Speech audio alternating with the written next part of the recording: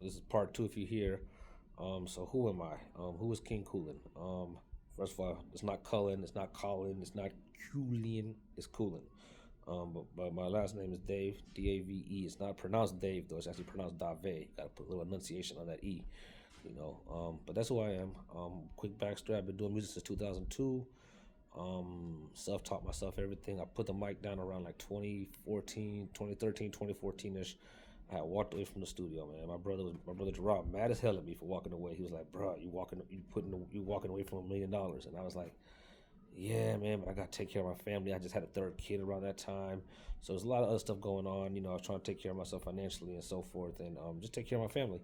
I walked away, but man, when I walked away, man, a part of me just died, and I literally spent 4 or 5 years literally just playing Call of Duty and wasting time smoking.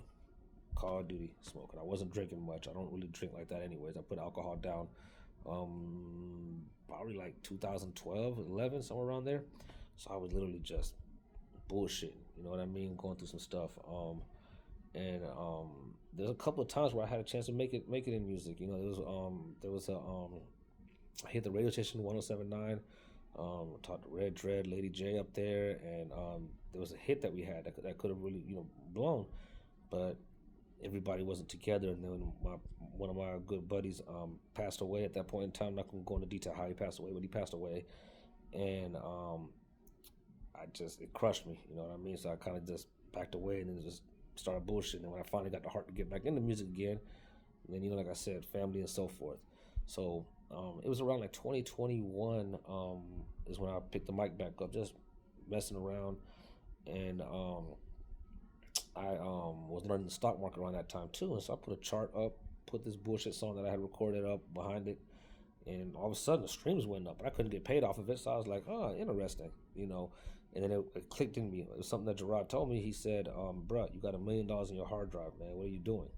And I just couldn't figure it out. And then I figured it out. You know, the problem is that the way the game is set up is like, oh, you gotta hit the radio, you gotta hit the clubs, you gotta network with the DJs, and this the kind of music you gotta make and so forth. And I was like, yeah, so there's a lot of ignorant music I got out there. It's there.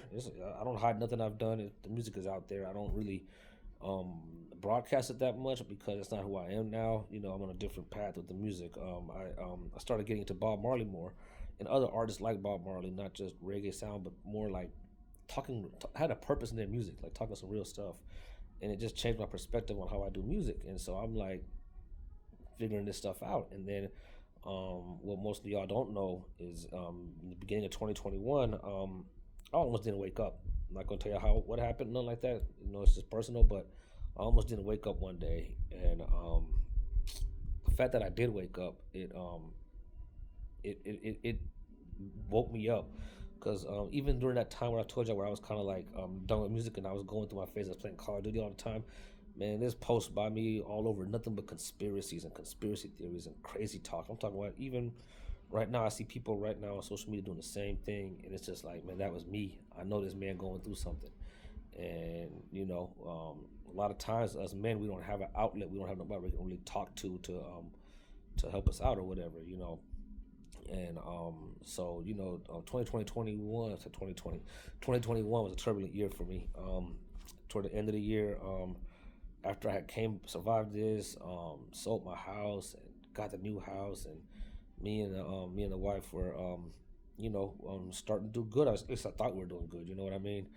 But she came at me out of nowhere and was just like she wanted a divorce. It was a situation that we had. There was nothing crazy. It was just a argument we had. Nothing crazy. But over the argument, man, it was like she wanted a divorce. I thought she was just talking shit. You know, women always talking shit. I'm like, man, yeah, I don't want no damn divorce. But then it got serious and more serious and more serious. And to the point where my mind was like, wait a minute, man, we can't just be having a divorce over this stupid argument. You know, there's got to be more behind this. So my mind went into a dark place. That night, I fucking was drinking, bullshitting. Mind went to a dark place. The devil took over, and I made a bad choice. I did some stupid shit, and ended up locked up. Um, and when I got locked up, man, it was a guy I met in there, and he told me his story why he in there. I told him what I was going through, and he was like, "Bruh, you don't need nobody to forgive you but God. Just ask for it." And I'm like, "Nah, man, I can't just." not that easy to be forgiven. You're like, no, just ask for it. And so he, I just said, okay, God, please forgive me. And God was just like, it's done. And he just read a scripture to me while I was in there. And I was like, damn. And somehow I just felt like a weight lifted off my shoulder. You know what I mean? And things started to change. I picked up some Buddhism books and learned about meditating and breathing exercises and various things like that, right? And then I got another book called Peak 40 and changed the workout routine and started working out. And so exercise really like saved my life in jail. And then when I came out, I kept doing it. I didn't stop. I didn't go extreme. Like I don't want to be no bodybuilder or nothing like that. I just want to be exercise and shape, so forth. And so ever since then I've been doing music. My music been different. I've literally been telling my story through the music, how I've been coming back up and so forth. There's a lot of freestyles I got out all over my pages. Some of those freestyles are real as hell. A lot of real stories in there. Of course, it's metaphor, so stuff is exaggerated, but it's true stories though. So check me out. I'm just now learning how to do the art part of this stuff. That was the other aspect of it. Like I knew what I had to do to blow up music, but I couldn't do it without music videos. And they wanted so much money. And like I said, when you got a family, you can't do it like that. So, anyways, man, we're gonna continue. We're gonna go more in depth on all this stuff. Part 3 coming later.